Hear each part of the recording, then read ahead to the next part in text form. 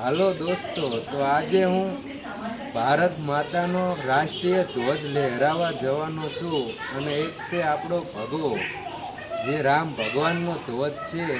તો આજે હું કરણગઢ ટાવર ઉપર ધ્વજ લહેરાવા જવાનો છું.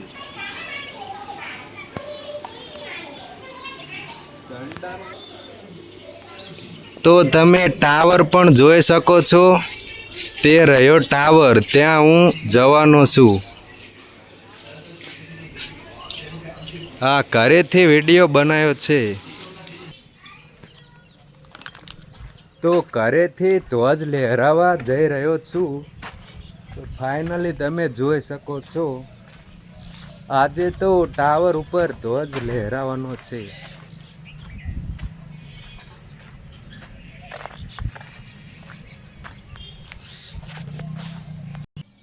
વિડીયો કરાશે પછી એટલે ફોટો એમ કે સારું લીધું હતું અને મને ત્યાં છે ટાવર, તો ત્યાં હું જવાનું છું.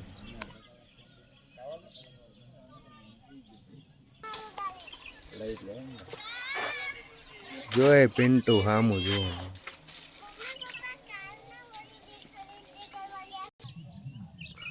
તો ત્યાં છે ટાવર, અને આજે રાષ્ટ્રીય ધ્વજ લહેરાવા જવાનું છે. તો તમે જોઈ શકો છો ગામનો માહોલ. એક છે આપણો ભગવો અને એક છે રાષ્ટ્રીય ધ્વજ. આ છે ધ્વજ, આને નીચે ના મુકાય એટલે આપણે મશીન ઉપર મૂક્યો છે. અને તમે જોઈ શકો છો ફાઇનલી ટાવર. તો આજે આપણે આ ટાવર ઉપર જવાનું છે. ધ્વજ લહેરાવા માટે આ ટાવર ઉપર જવાનું છે. તો તમે જોઈ શકો છો.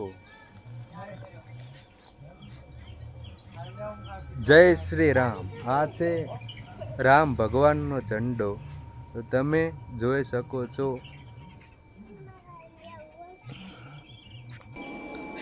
તો તમે ગાઈસ જોઈ શકો છો, રાષ્ટ્રીય ધ્વજ લહેરાવા માટે આપણે ટાવર ઉપર જવાનું છે.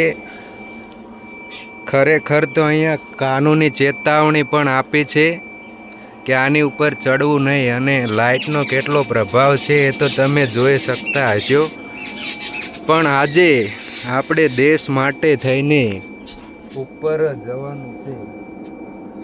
મોતની બીક વગર જવાનું છે. મોત હાથમાં લઈને જવાનું છે, કારણ કે રાષ્ટ્રીય ધ્વજ લહેરાવાનો છે. આજે છે 15મી ઓગસ્ટ. તો 15મી ઓગસ્ટના દાડે આપણે ધ્વજ લહેરાવાનો છે.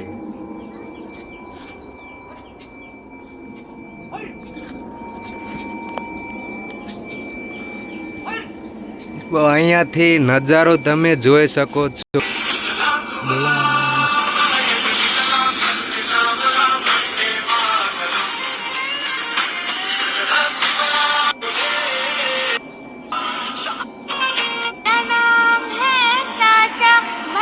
तेरी ओर पाचा बदनाम तेरा मैं हूँ, एक पहचान मेरी तेरा नाम नहीं, एक जश्न है भारत रग रग में है, जीत की आदत ऐसा हुनर दुश्मन की सलामी दे। सूरज हम तेरे उजाले, तुझसे जुदा नहीं होने वाले, आखिर तक हम सफर करेंगे। તો ફાઇનલી આપણે ઝંડો લઈને ટાવર ઉપર પહોંચી ગયા છીએ. તો તમે નજારો જોઈ શકો છો.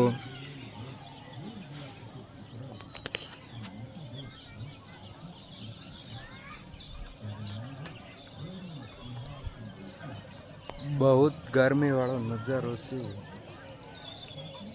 તો ફાઇનલી તમે જોઈ શકો છો, ટાવર ઉપર આવી ગયા છીએ. આજે ધ્વજ તો લહેરાવાનો જ છે. તો તમે ફાઇનલી ગાઈસ જોઈ શકો છો.